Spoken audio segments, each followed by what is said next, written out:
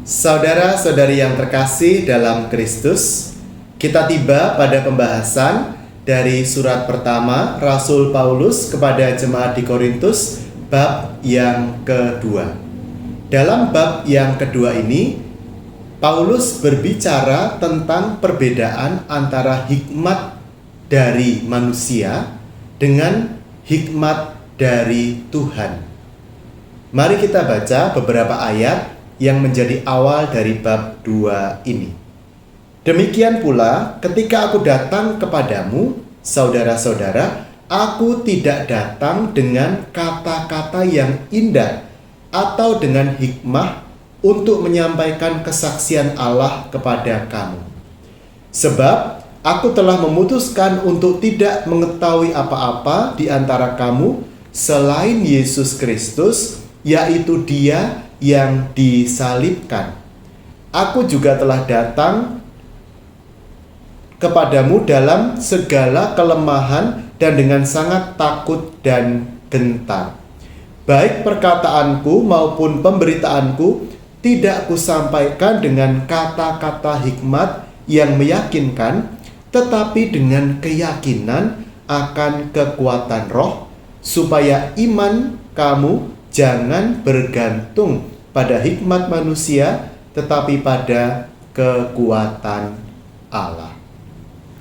Saudara-saudari yang terkasih dalam Kristus, kita tahu bahwa dunia perjanjian baru itu adalah dunia yang ditandai dengan pengetahuan tentang budaya, filsafat, dan pemikiran Yunani.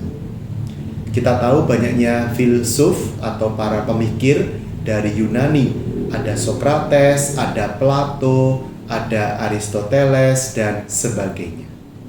Nah, pewartaan Injil itu berawal memang dari Palestina atau Israel.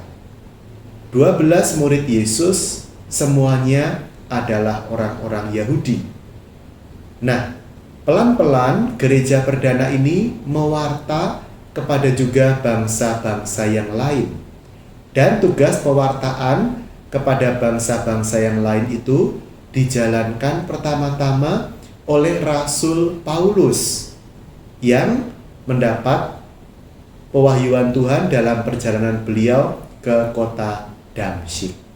Nah, Rasul Paulus dia meyakini bahwa salib itu melebihi pemikiran kebijaksanaan Yunani yang diagung-agungkan, diajarkan oleh para filsuf tenar pada masa itu.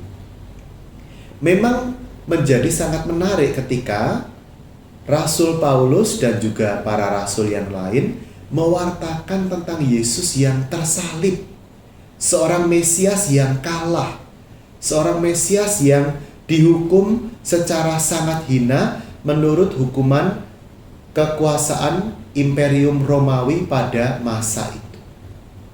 Padahal kalau dewa-dewi Yunani itu dewa-dewi yang hebat, yang menang, yang punya kuasa, yang mengagumkan, dan sebagainya.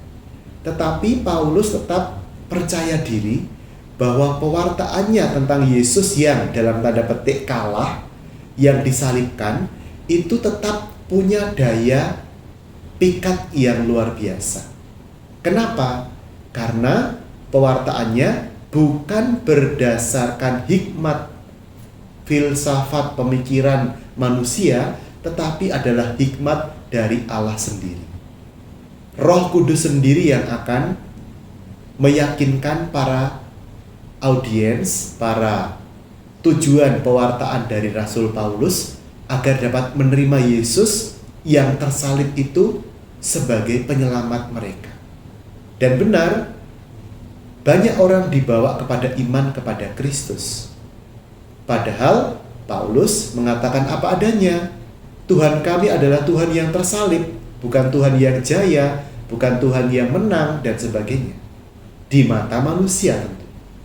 Nah, saudara-saudara yang terkasih dalam Kristus, bab 2 ini mengajak kita untuk juga merenungkan bahwa Yang membuat orang yakin itu Tuhan sendiri, bukan karena semata-mata kehebatan kita. Tentu kita perlu melayani dengan baik, perlu menyampaikan tentang Tuhan dengan baik dan sebagainya. Tetapi bukan karena kita hanyalah alat di tangan Tuhan. Kuasa Roh Tuhan sendiri yang akan menyempurnakan, melengkapi kekurangan kita sebagai manusia, sehingga orang-orang yang melihat perbuatan kita yang baik akan memuliakan Bapa di surga dan percaya kepada Tuhan Yesus dalam Roh Kudus. Tuhan memberkati kita dalam nama Bapa dan Putra dan Roh Kudus. Amin.